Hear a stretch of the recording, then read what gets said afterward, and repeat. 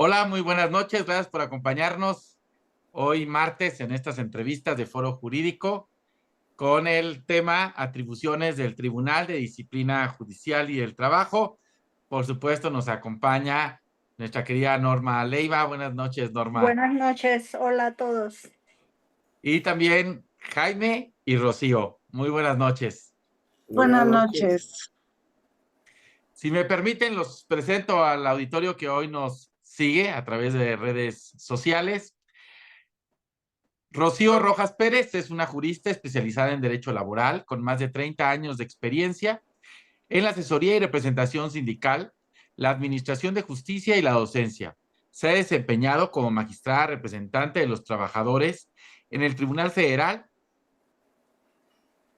de Conciliación y Arbitraje, contribuyendo a la consolidación de criterios jurisprudenciales en la materia de derechos laborales.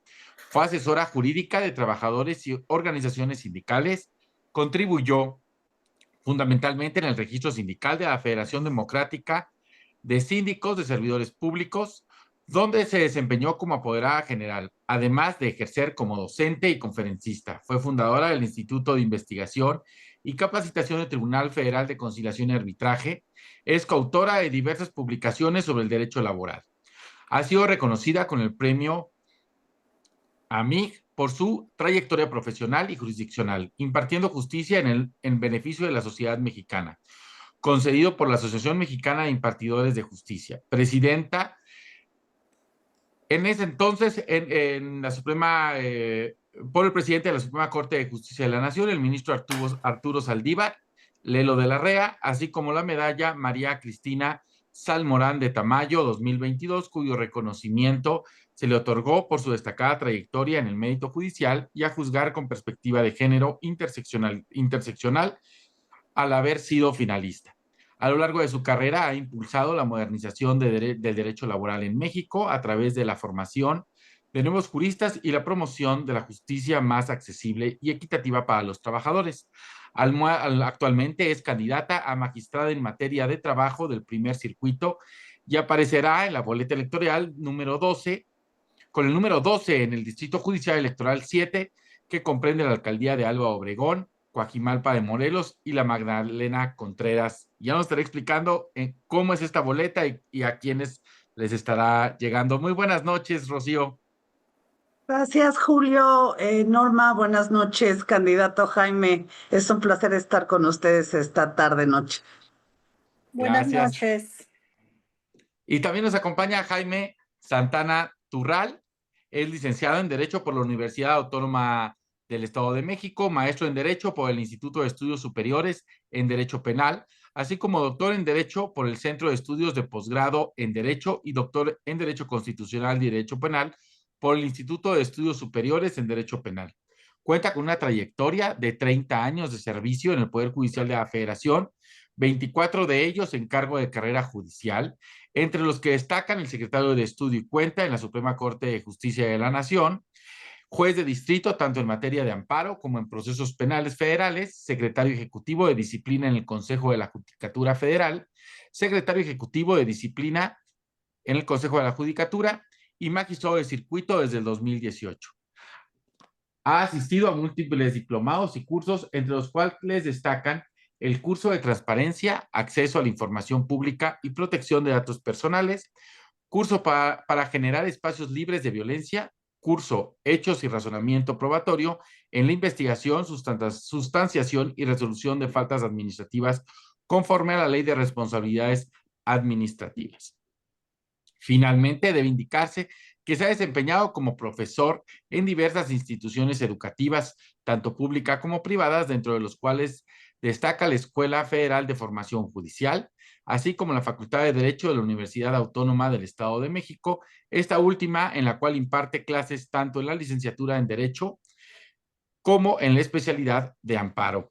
Y es candidato como magistrado del Tribunal de Disciplina Judicial. Muy buenas noches, Jaime, y Buenas bienvenido. noches, Julio. Muy buenas noches, Norma. Saludos, candidata Rocío. Buenas noches, Julio. Pues para comenzar, Rocío como candidata a un puesto de elección judicial este próximo 1 de junio en materia laboral. ¿Podrías platicarnos cómo ha sido para ti esta experiencia? ¿Qué te has encontrado en estas alcaldías en las cuales las vas recorriendo? Y, por supuesto, promocionando, difundiendo, informando, como nos han dicho varios candidatas y candidatos, la actividad de los magistrados, de los jueces en las disciplinas especializadas que tiene el Poder Judicial. Adelante, Rocío, por favor.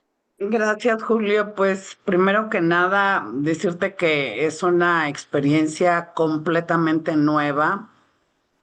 Cuando uno estudia derecho, pues lo primero que quiere es terminar la carrera, ¿no? Titularse, tener su cédula profesional, después te vas desarrollando y en mi caso, pues la asesoría a trabajadores, la asesoría a sindicatos, trabajar en el Tribunal Federal de Conciliación y Arbitraje, donde hice mi servicio social.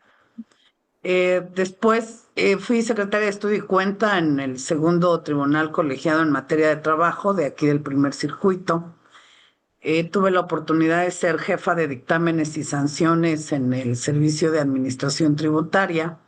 Y el último cargo, como ya lo mencionaste, fue de magistrada en el Tribunal Federal de Conciliación y Arbitraje, entre otras labores en las que quiero decir que nunca imaginé que iba a estar en una campaña electoral, en una contienda democrática donde los ciudadanos, las ciudadanas puedan, puedan ejercer su voto y desde luego tener el honor de decir voten por mí, ¿no? Entonces, efectivamente es algo totalmente nuevo, jamás lo imaginé. Creo yo que el haberme inscrito a someterme a la convocatoria de los 3 comités de los poderes de la Unión, tampoco jamás imaginé estar en esta etapa. Yo pensé, en la tómbola salgo, ¿no? O quizá no llegaré a la lista porque desde luego, bueno, aquí está el candidato Jaime con una trayectoria impresionante también en su trabajo. Pero la verdad es que yo decía de manera pesimista, no, no paso de la tómbola. Y bueno, pues tuve la fortuna que el Poder Judicial de la Federación me declarara idónea de todos conocidos que no terminó, digamos, la labor y fue con una modalidad distinta.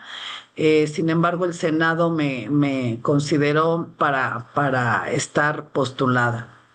Y en el Poder Legislativo Federal no fui considerada para las listas, pero en el Poder Ejecutivo Federal sí.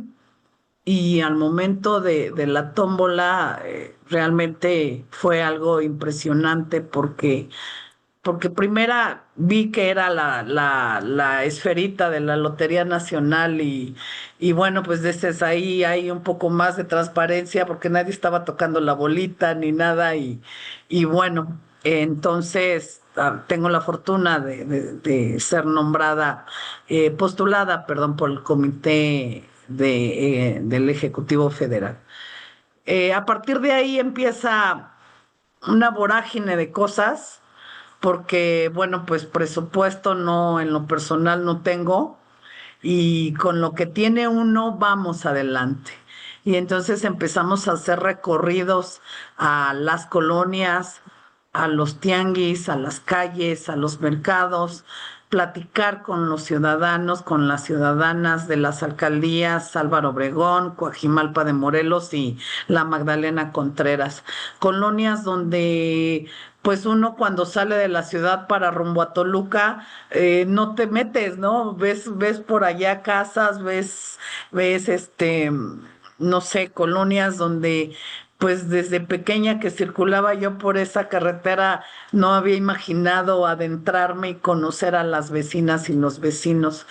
Yo creo que para no quitar mucho en esta respuesta, me deja un gran aprendizaje, me deja lecciones de vida, porque desde luego cuando empiezas a exponer que tu materia es la laboral y empiezas a decirles cuál es la función, cuáles son tus valores y por qué estás de candidata y por qué quieres ser magistrada, los vecinos y las vecinas te contestan con toda la franqueza, ¿no? No creo en los políticos, vienen, prometen y no regresan. Ustedes verdaderamente van a brindar una justicia. Hay error incluso en cuanto a que cuando dices soy candidata, inmediatamente piensan en la materia penal, ¿no?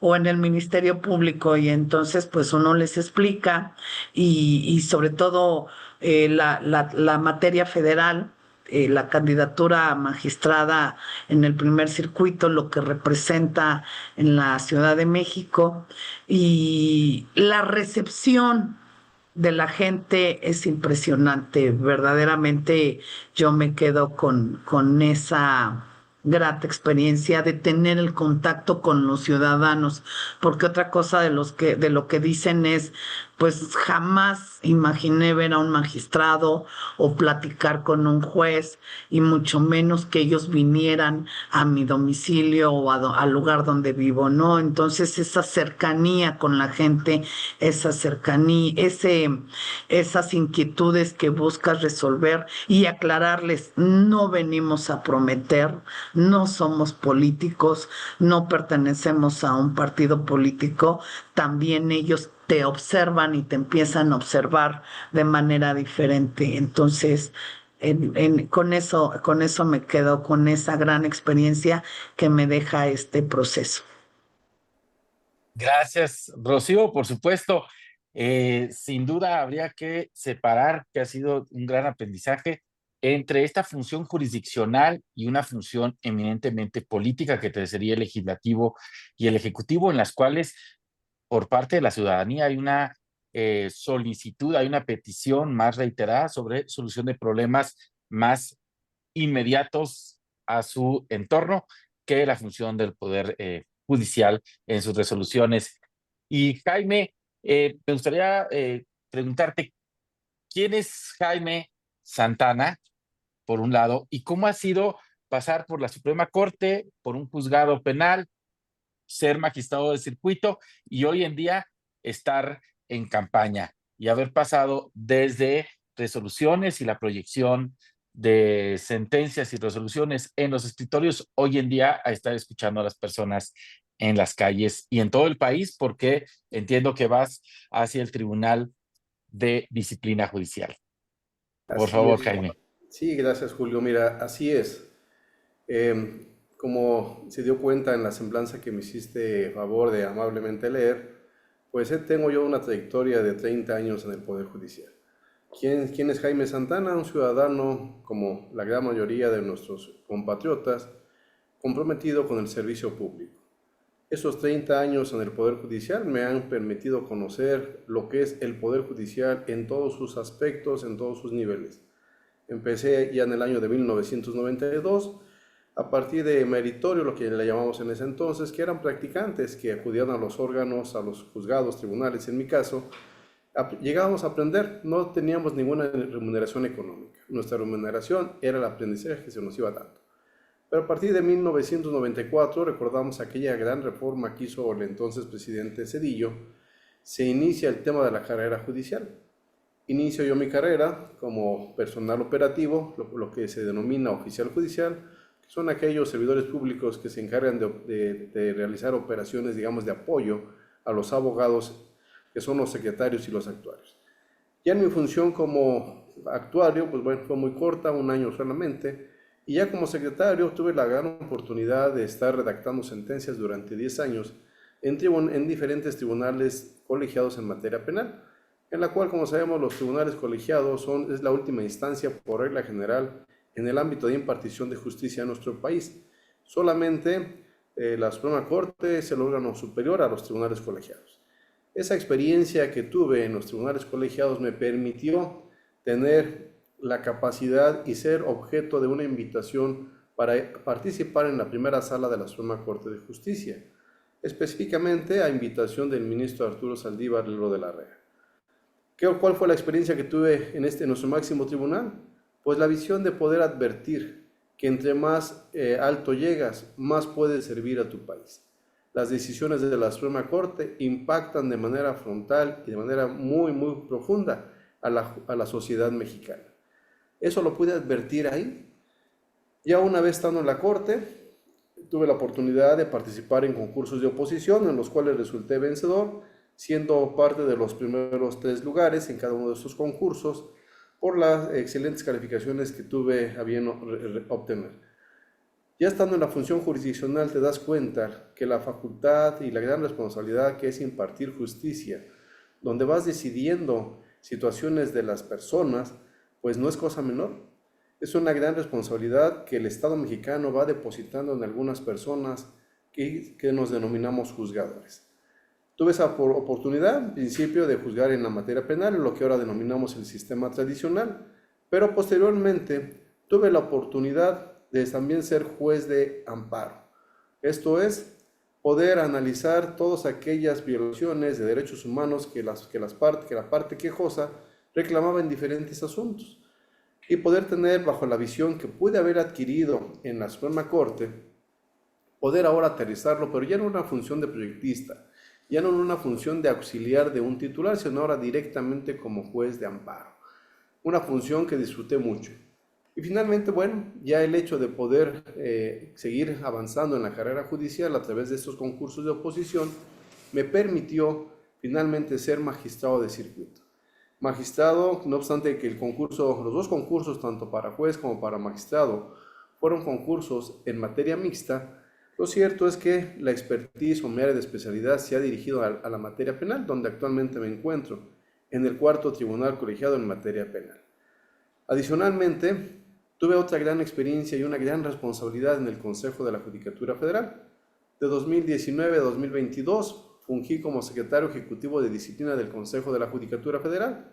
Esta área del ahora Consejo de la Judicatura Federal todavía existente, que se encarga precisamente de auxiliar al titular de la presidencia del Consejo para admitir o desechar quejas, substanciar procedimientos de responsabilidad y eventualmente aplicar o ejecutar las sanciones. Estos 2 aspectos, tanto en mi preparación académica, de la cual se dio cuenta, como de mi preparación jurisdiccional y mi experiencia en el ámbito de responsabilidades administrativas, fue lo que me motivó ahora a poder participar en este proceso. Un proceso inédito, la primera vez que se va a desarrollar en nuestro país y respecto del cual existen muchas dudas. ¿Cuál ha sido el principal obstáculo, el principal reto que hemos enfrentado como candidatos en este proceso? Para empezar, que nuestra ciudadanía, nuestros compatriotas no conocen qué hacen los jueces, los magistrados, la Suprema Corte. Y se me complica aún más, porque ahora este órgano va a ser un tribunal nuevo, un tribunal que surge de la reforma del 2024 y que se va a encargar de la vigilancia y la disciplina y eventualmente sanción de todas las personas juzgadoras, e incluso respecto a jueces y magistrados tendrá la posibilidad de removerlos bajo ciertas circunstancias. Y por lo que hace a las ministras y ministros, también tendrá la facultad de investigarlos. De tal manera que ese es Jaime Santana, una persona, un servidor público hasta este momento. Si la ciudadanía me confiere el voto y la confianza el 1 de junio, pues seguiré siendo servidor público en el ámbito de la jurisdicción. Si no, hasta este momento sigo siendo un servidor público comprometido con mi país y buscando y tratando de llegar a la gente a través de todos los medios que el organismo electoral nos ha permitido hacer uso de ellos. Muchas gracias, querido Jaime, pero qué interesante se me hace que manifiestes o nos hagas del conocimiento tu experiencia en la materia de responsabilidad. ¿Por qué? Porque como bien sabemos, el Comité de Disciplina va a tener esas funciones de ser autoridad sustanciadora y posteriormente el pleno del mismo comité va a ser el que va a determinar los tipos de sanciones que le van a afincar a los juzgadores que estén sujetos a alguna investigación. Pero partiendo de eso, también me interesa qué nuevos compromisos de una reflexión que nos pudieras dar en cuanto a tu recorrido que has hecho en los mercados, en la ciudad, en cuanto a que aparte de que eres un juzgador de experiencia y que vas a tener el honor probablemente de ser partícipe de esta nueva figura del comité de disciplina, ¿qué sería lo que tú le propondrías a los justiciables de llegar a ser tú uno de los candidatos seleccionados? Mira, ¿qué es algo de lo que yo he advertido, Norma? El tema relativo a la reforma judicial parte de un presupuesto que fue el motivo y fue la razón por el cual el poder constituyente, el poder legislativo, determinó llevar a cabo esta reforma de gran calado. Fue el tema de la desconfianza en sus jueces, una percepción, a mi juicio, injustificada, de que el Poder Judicial, no solamente en el ámbito de la Federación, sino también en los poderes locales, tenían vicios de corrupción o estaban inmersos en temas de corrupción y de falta de eficacia para los justiciables. Esa falta de confianza la ha ido corroborando, insisto, no necesariamente porque sea cierto, pero esa percepción ha dañado bastante a este poder. En todos los recorridos que he podido hacer a lo largo de varios estados del país, he percibido precisamente esa necesidad de justicia que tiene nuestra sociedad. La sociedad mexicana no confía en sus jueces, injusta o justamente. Algunas veces será justa, muchas veces considero yo que es injusto. Pero ¿cuál es este tema? El tema de la percepción de que los jueces, ante alguna situación en particular o un caso emblemático, consideraban la ciudadanía que la decisión no había sido correcta. ¿Eso qué es lo que yo he considerado? Que es por falta de entendimiento y de comunicación por parte de la ciudadanía, por parte del Consejo de la Judicatura, de los mismos jueces, de que el sistema no estaba funcionando, que el sistema funcione. Si la gente no nos hacemos entender como institución el por qué las decisiones se toman en uno u otro sentido, lo cierto es que la gente no confía en ellas. Eso lo he percibido a través de mis recorridos, a través de los mensajes que me envían a través de redes sociales, en que la gente en principio no hemos sido capaces de poder transmitir qué hace el Poder Judicial, cuáles son los alcances y el por qué algunas decisiones que son polémicas se resuelven en determinado sentido. Eso lo he ido percibiendo y ¿qué es lo que yo le propongo a la gente? Pues primero, este Tribunal de Disciplina tendrá como objeto el tema de poner orden y lograr un prestigio en el Poder Judicial a partir de la disciplina, pero esto no implica limitar facultades de independencia en lo absoluto. Si eso se propiciara, sería un despropósito, sería un fin que no persigue esta reforma. Sin embargo, a través de esta disciplina se tiene que poner orden, que orden no implica control. Esto es que todos los jueces del país, y es mi promesa de campaña, en el sentido de que todos los jueces del país en el ámbito de lo federal se sometan a las reglas que debemos cumplir. Como servidores públicos protestamos el cargo y decimos que debemos guardar la Constitución y las leyes que de ella emanen. Quien incumpla con esta protesta será objeto de una sanción y así lo dispone la propia Constitución y ahora este tribunal tendrá que hacerlo valer. Entonces, sí, la gente no confía en sus jueces y eso lo percibo y la propuesta es que deben confiar derivado de un ejercicio correcto del ámbito disciplinario por parte de este Tribunal de Disciplina. Te agradezco mucho tus comentarios, Jaime, sobre todo la relevancia de que esas investigaciones, incluso como bien lo dices en la propia Constitución, les permite la facultad de poder turnar a una carpeta de investigación al Ministerio Público si pudieran presumirse actos que se pudieran ubicar con una figura de un delito. Muchas gracias. Adelante, Julio. Gracias, Norma. Y Rocío, me gustaría retomar este tema que nos platicabas dentro del marco de tu campaña y lo que te has ido encontrando en las calles, en las alcaldías, en los tianguis, al recorrer los mercados. Desde tu punto de vista, ¿cuáles serían estos retos para lograr difundir las sentencias de las juezas, de las magistradas en materia laboral? Con tu experiencia representando a las y los trabajadores, ¿Cómo lograr el que estas sentencias lleguen y sean conocidas por los habitantes de las alcaldías cuando son sentencias a favor de las y los trabajadores? Gracias. Pues yo creo que todas aquellas sentencias que generen un precedente en el marco de mi materia, que puedan influir en las relaciones laborales, deben ser, de estar al alcance de todos los ciudadanos. Mm, Quiero decirte que escuché atentamente al candidato Jaime, magistrado, y lo que observa él es algo que me hace a mí, me hizo reflexionar sobre los derechos y obligaciones de los trabajadores, o de los patrones, ¿no? En el marco de una relación laboral.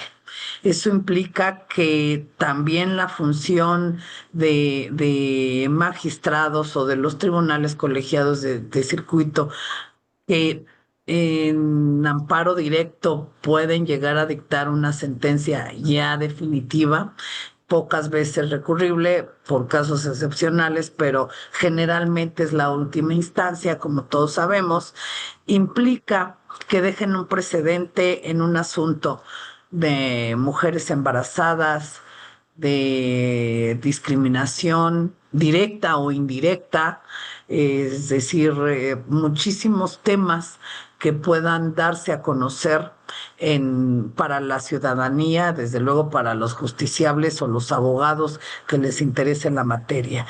Entonces, el primer punto que yo creo, y que sí creo, pueda darse en la persona juzgadora y el equipo de trabajo que le acompaña, sea la capacitación y la actualización constante. Con el avance de las tecnologías, desde luego que está rebasándose a veces hasta eh, el procedimiento en la materia laboral. Todavía no se lleva un procedimiento completo, o no se implementa en derecho burocrático en el Tribunal Federal de Conciliación y Arbitraje. No, todavía no se implementa el juicio en línea, por ejemplo, ¿no? Entonces, esto implica que los trabajadores, en el caso, o algunas empresas, los patrones, no conocen los antecedentes o las diversas hipótesis que pueden incurrir y que pueden evitarse conociéndolas, ¿no?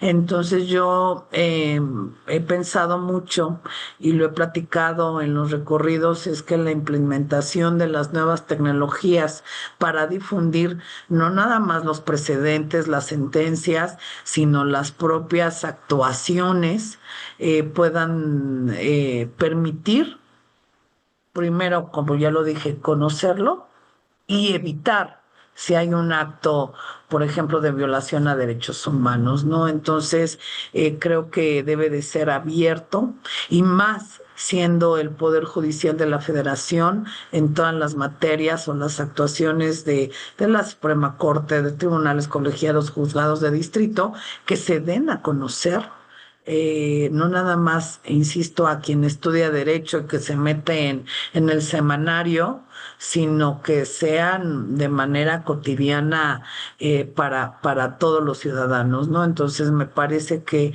la herramienta fundamental de las nuevas tecnologías lo permitiría.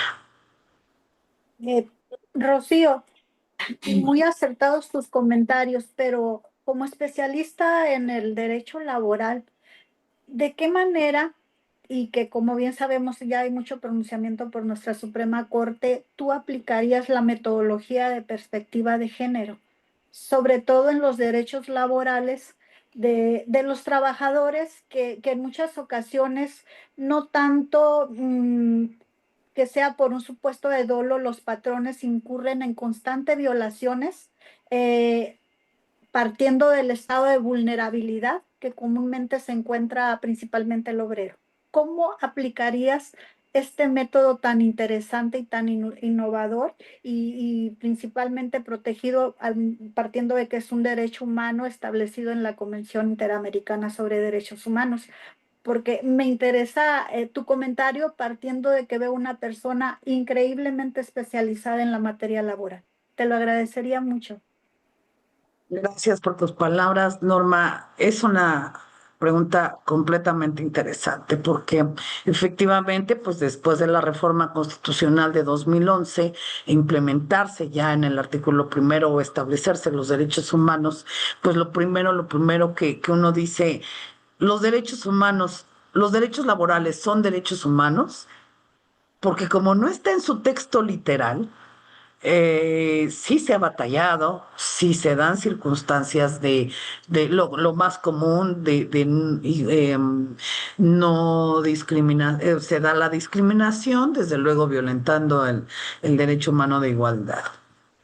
Creo yo que, por ejemplo, en el caso de una mujer embarazada, en materia burocrática, los trabajadores, trabajadoras de confianza no tienen estabilidad en el empleo. La propia Constitución, en el artículo 123, establece que solo tienen derecho a las medidas de seguridad social y al salario. Sin embargo, quizá con esto pueda yo responder. Tuvimos un asunto de una trabajadora que se enteró que estaba embarazada en la oficina del mismo piso del secretario de Estado, llamó a payasitos, hizo fiesta y que generó pues que se rescindiera, se terminaran los efectos de su nombramiento. Ella acude al tribunal con la categoría de confianza y señala que el despido, desde luego, fue considerado con motivo de su embarazo y que consideraba que era ilegal o injustificado. La Secretaría de Estado, al contestar la demanda, dice, no, es que era personal de confianza, todos los actos, porque imagínense, una fiesta en el mismo piso, abre el secretario de Estado la puerta y ahí estaba hasta el payasito, ¿no? De baby shower, no sé. Y a la luz de la legalidad, incumplió con algunas de sus obligaciones. Sin embargo, el punto medular para los juzgadores en el caso, en el tribunal y en la quinta sala donde yo estaba como magistrada representante de los trabajadores, primero detectar si el asunto incurre en una de las causas que puedan ser sujetas de protección al artículo primero, ¿no? Esto es, los famosos casos sospechosos. ¿Qué implicó? Que inmediatamente observamos que la trabajadora argumenta que fue despedida embarazada, se ameritaba un estudio y un tratamiento más profundo a cualquier asunto que estaba en conocimiento de la sala. Y esto implica hasta una decisión o un protocolo de actuación que ya está por la Suprema Corte de Justicia, que el propio tribunal ya estaba analizando, y eso nos llevó a fijar, cuando se desahogan las pruebas, a fijar la litis incluso de una manera diferente. Tienen un tratamiento necesitan un tratamiento diferenciado a cualquier asunto que pueda llegar al conocimiento de las autoridades.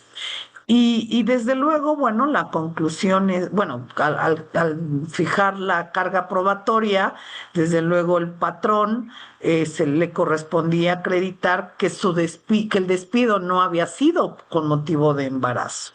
Y a ella para acreditar que estaba embarazada, ¿no? Al momento del despido. Y fíjense que una testimonial del director jurídico bueno, que se demostró que le habían dicho felicidades por tu embarazo, estás embarazada, estás despedida. Entonces, ahí se vio la vulneración, se vio el despido de una mujer embarazada y no nada más se condenó a una reinstalación como medida resarcitoria de discriminación, a una indemnización, sino también se fijaron medidas de un protocolo de actuación en la Secretaría de Estado y demás que se consideraron. Y esta decisión fue fue confirmada y robustecida por un tribunal colegiado de circuito que conoció del amparo directo. Entonces, a mí me parece que ante la discriminación que pueda darse incluso de manera indirecta, porque se puede dar un curso de capacitación un día sábado y no se le permita a las mujeres o a los hombres, principalmente a las mujeres, que por el cuidado de la casa, del hogar, acudir a ese curso de capacitación y entonces ahí pueda darse una discriminación indirecta porque no se le permite a todos los trabajadores por igualdad de circunstancias acudir a esa capacitación. Entonces, hay particularidades en la materia del trabajo, en las relaciones laborales, que los juzgadores, y en mi caso, el compromiso es estudiar, analizar, desde que se narran los hechos en la demanda, desde luego todo lo que implica un procedimiento y ya en materia de amparo, desde luego la conclusión es velar por los derechos humanos que establecen la Constitución y los tratados internacionales. Muchas gracias, querida Rocío. Y qué interesante que nos proporciones la información en cuanto a la aplicación de la progresividad establecida en el propio artículo primero constitucional y que se quite ese concepto que tiene nuestra sociedad, que por el hecho de ser servidores públicos no tengamos en alguna ocasión el derecho a lo que viene siendo de dejar, ¿por qué no decirlo?, de aplicar el 123 e irnos directamente al artículo primero constitucional y al 4. Agradezco mucho tu aportación y felicidades. Gracias, Rocío. Gracias, Norma. Gracias. Gracias, Rocío. Jaime, aquí en esta charla para ir conociendo este tipo de facultades que tienen los tribunales, este nuevo Tribunal de Disciplina Judicial en materia laboral, como nos ha hecho Rocío, que van marcando estos precedentes en materia de derechos humanos y relaciones laborales. Me gustaría preguntarte, en esta nueva estructura del Tribunal de Disciplina Judicial, ¿cuántos van a ser los integrantes? ¿Cuántas personas la integran, por un lado? Y segunda, ¿cuáles serían los retos de este tribunal? ¿Cuáles son los que tú ves en este tribunal para hacer del conocimiento, como nos platicabas tú y Rocío, que las personas no conocen qué hace un juez, qué hace un magistrado, qué hace la Suprema Corte? ¿Cómo podría el Tribunal de Disciplina Judicial acercar esta información a las personas que estamos prácticamente a pie y que son hoy en día los que ustedes han llegado a solicitar el voto? Sí, Julio. Mira, este tribunal, como lo comentábamos, es un tribunal nuevo. Si la ciudadanía, como dices tú, de manera coloquial, el ciudadano de a pie, no tiene una concepción plena o real de lo que es el Poder Judicial de la Federación, pues se va agravando con este nuevo tribunal, menos aún saben qué va a ser. Ese tribunal es un tribunal colegiado, se va a integrar por 5 integrantes, 3 mujeres y 2 hombres. Esta reforma, algo de lo que yo aplaudo y reconozco, es que se le haya dado mayor prioridad en cuanto al número de plazas por ser este tipo de tribunal un número impar a más mujeres. 3 mujeres y 2 hombres. ¿Cómo se va a integrar? A través del voto directo. Es una elección nacional en la cual todos los ciudadanos de nuestro país podrán ejercer su voto en los términos que ha determinado el órgano electoral. ¿Cuáles son estos retos que va a tener este tribunal? Los retos que va a tener el tribunal va a ser en función de las propias funciones que va a tener. El primer gran reto, después de la elección y una vez que entren en función de las nuevas personas juzgadoras, llevar a cabo la evaluación. La evaluación para poder determinar que aquellas personas que han resultado electas cumplan con los perfiles tanto técnicos como éticos que exige la reforma. De nada nos vendría que se hubiese hecho una reforma si no se tiene o no se trata de garantizar que los candidatos sean los idóneos. Eso es lo que se va a tratar de mejorar y es el primer reto que va a tener este tribunal.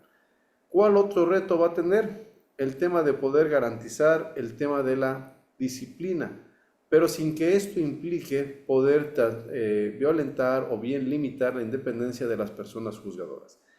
No se va a poder hacer De tal manera que un tribunal de disciplina, pero que sea firme, pero que cumpla y respete la independencia judicial, es el tribunal de disciplina que nuestra sociedad necesita.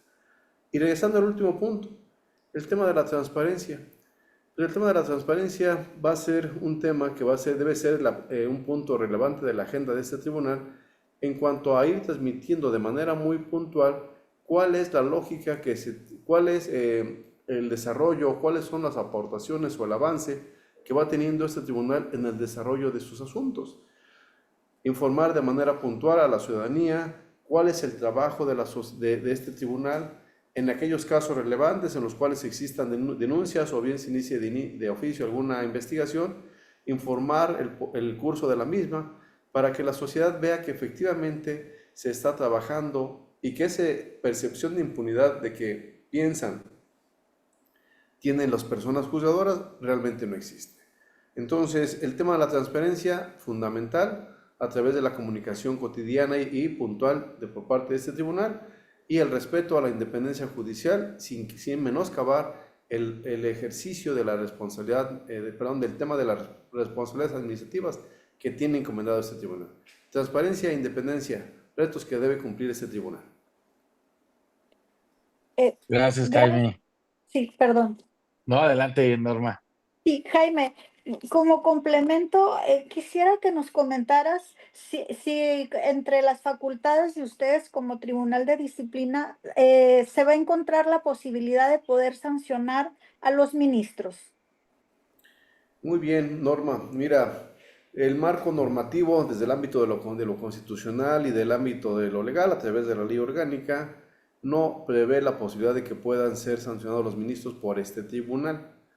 Pero lo que sí le otorga una facultad importantísima es de poderlos investigar. A los ministros, al igual que todos los servidores públicos del Poder Judicial, no estarán exentos a partir de esta reforma de ser objeto de investigación. Comentaban, este tribunal se va a poder remover en el ámbito de la evaluación o por temas de procedimientos disciplinarios a los magistrados y a los jueces, pero no hacia los ministros. Pero sí establece la facultad de poderlos investigar. En caso de que se advierta alguna irregularidad o incluso temas delictivos, deberá proceder en términos de lo que marca la propia Constitución. ¿Qué es lo que marca la Constitución? Todos los servidores públicos estamos sujetos a una serie de responsabilidades de diferentes tipos. Una responsabilidad administrativa, responsabilidad penal, responsabilidad civil y además el juicio político. La ley, la Constitución y la ley orgánica, por lo que hace al Poder Judicial de la Federación, refiere que los ministros de la Suprema Corte no podrán ser removidos sino en los términos y condiciones que establece el título cuarto de nuestra Constitución. De tal manera que eso nos lleva a poder determinar que ante una investigación que haga este tribunal pueda canalizarse o conducirse al órgano legislativo para un eventual juicio político. Eso sí lo podrá hacer este tribunal. Importante, a mi juicio sí, porque a partir de este momento ya no hay funcionario judicial que esté exento de una investigación en caso de una sospecha de irregularidad. Muchas gracias, Jaime. Qué interesante que van a tener la facultad de sustanciar procedimientos y ya, en su caso, turnarlo para los efectos de la probable procedencia de un juicio político, ¿verdad? Te agradezco mucho tus comentarios. Gracias. Adelante, Julio. Gracias, Norma. Rocío, ya estamos en la recta final de esta entrevista. ¿Podrías platicarlos a quienes nos siguen a través de las redes sociales? ¿En dónde te van a encontrar? ¿Cómo es tu boleta en la que estás participando? Porque entendemos que al menos son 6 boletas que entregará el Instituto Nacional Electoral, que son cargos federales, y en cada uno de los estados serán otro tipo de boletas para elecciones locales. ¿Dónde te encuentran? ¿Con qué número? ¿Cómo te identifican en la boleta, Rocío? Gracias. Son la Ciudad de México, son 3 más. Luego entonces los ciudadanos del Distrito Electoral 7, Judicial Electoral, que para este proceso así se creó, que comprende las alcaldías Álvaro Obregón, Coajimalpa y Magdalena Contreras. En este distrito electoral las y los vecinos podrán observar en la boleta rosa de candidatos de magistradas y magistrados de circuito a Rojas Pérez Rocío con el número 12. Somos 4 candidatas en materia del trabajo en esta boleta, el color amarillo, y puedo decirles que bueno, soy la única que ha sido postulada por el Poder Ejecutivo Federal en esta boleta. Desde luego, por ser tantos los candidatos a magistradas y magistrados, pues el Instituto Nacional Electoral nos sorteó y bueno, yo tengo la fortuna de estar en este Distrito Electoral 7. En la imagen que tienen observando la boleta ya diseñada con el Practica tu voto que encontramos en la página del INE. Y bueno, pues en esa le decimos o les pedimos a las y los vecinos puedan ejercer su voto, primero ir a votar el 1 de junio y comparar a las y los candidatos y de esa manera, si pueden obsequiarme su voto, pues es poniendo el número 12 en el recuadro amarillo, en esta misma boleta, color palo de rosa, porque sí es cierto, hay otra boleta rosa local la Ciudad de México, pero esta es, le llama el INE rosa palo. Entonces, invitarles a votar y desde luego pues en este ejercicio democrático. Muchas gracias, Rocío. Y Jaime, ¿a ti en dónde te van a poder encontrar? ¿En qué boleta estás? Al ser el Tribunal de Disciplina Judicial, está considerado en todo el país, como decíamos al inicio, pero si pudieras compartir con el auditorio, por favor. Claro que sí, Julio. Mira, de las candidaturas que son para nivel nacional, pues tenemos los ministros y ministras de la Suprema Corte, este Tribunal de Disciplina y la Sala Superior del Poder Judicial de la Federación. Son 6 boletas para la elección federal. En algunos estados coincide o concurre con elecciones judiciales locales. Como ya lo comentó la candidata Rocío, pues en la Ciudad de México se van a entregar algunas boletas adicionales. La mía, la boleta que corresponde al Tribunal de Disciplina, pues es una boleta de color verde. Ha existido alguna confusión respecto de los órganos electorales, de los órganos del Poder Ejecutivo que se han integrado a la difusión, porque algunos dicen que es color turquesa, el órgano electoral dice que era verde menta y está repartiendo una publicidad para incentivar el voto diciendo que es verde agua. Entonces, pues yo me quedo con que es verde turquesa menta agua, pero es una boleta verde. Pero ¿cuál es la problemática? Que en algunos estados también hay boleta verde.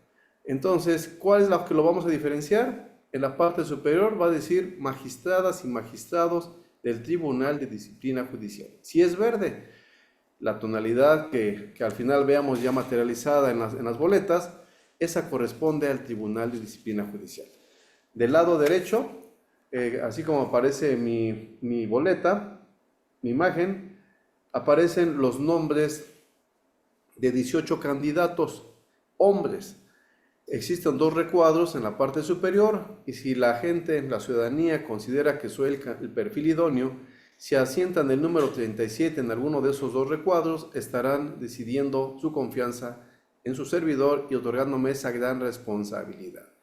Del otro lado son 3 recuadros para mujeres, en total 5 candidatos o 5 votos que se pueden hacer. Pero no necesariamente la ciudadanía tiene que hacer los 5. Si solamente consideran que yo soy la persona digna de confianza, con que anoten el número 37 en esa boleta, habrán votado de manera correcta.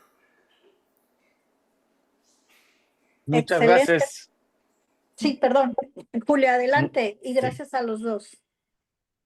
Muchas gracias. Jaime, qué interesante esto que nos dices, colocar el número en la zona correcta, o al menos ahí en uno de los espacios que se tiene, porque sin dudas hoy en día se le exige a la ciudadanía un gran compromiso este 1 de julio en salir a votar y por otra parte conocer, informarse para poder votar. saber así es, qué tipo Julio, de así es. boleta, dónde aparecerán ustedes, por supuesto, y poder identificarlo y colocar el número de manera correcta. No olvidar compartirle a quienes nos siguen que el INE tiene una plataforma para conocer a las y los candidatos, donde podrán ver los perfiles tanto de Jaime como de Rocío, toda su información también. Antes de despedirnos, Rocío, un último mensaje con tus propuestas, con los compromisos en materia de justicia a los cuales estarías de llegar proponiendo y cumpliendo desde la posición a la cual estás hoy en día como candidata.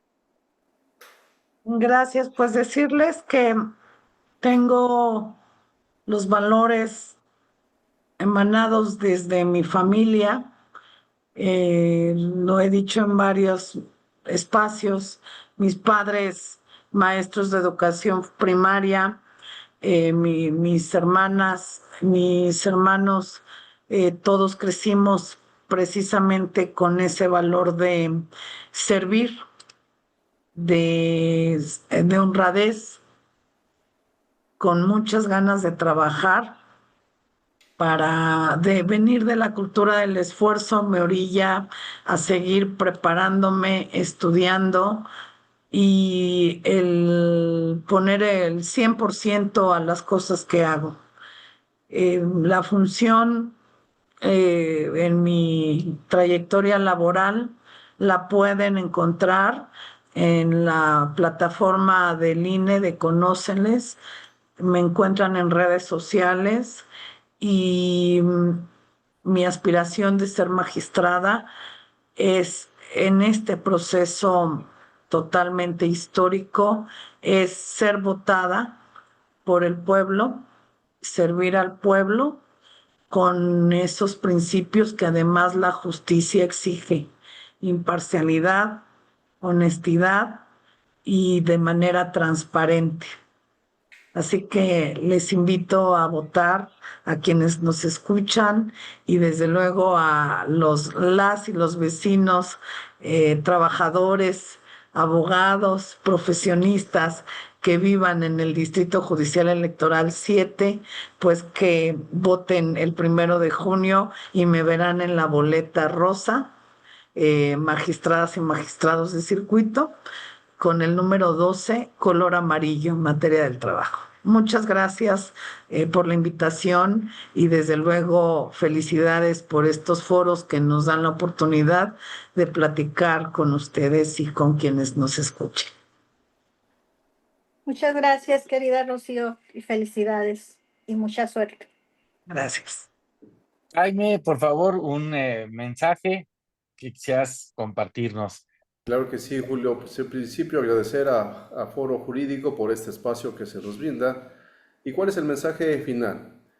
Cuento con la preparación en el ámbito de Administración de Justicia, mi preparación académica de manera constante y permanente, mi preparación en el ámbito de responsabilidades administrativas y los principios y valores con los que he demostrado mi actuar durante más de 30 años.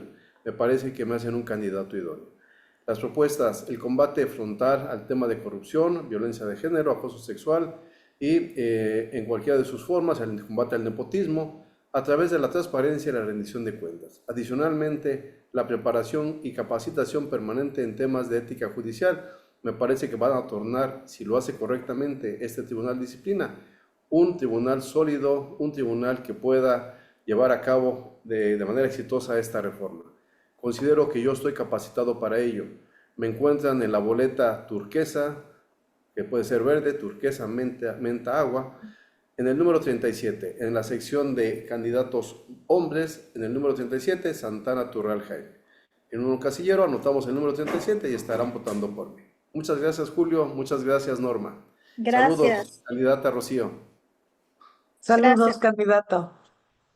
Pues agradecerles muchísimo el que nos hayan acompañado a todos los que nos siguieron a través de las redes sociales y agradecer sobre todo la presencia de Jaime y de Rocío esta noche, que nos han compartido sus experiencias en esta jornada electoral histórica del 1 de junio. Invitarlos a que acudan a todos aquellos que puedan votar el 1 de junio. Norma, como siempre, un gusto estar aquí contigo y muy buenas noches. Igualmente, querido amigo, gracias. Buenas noches a todos. Buenas Buenas noches a todos, noches. gracias. Noches. Buenas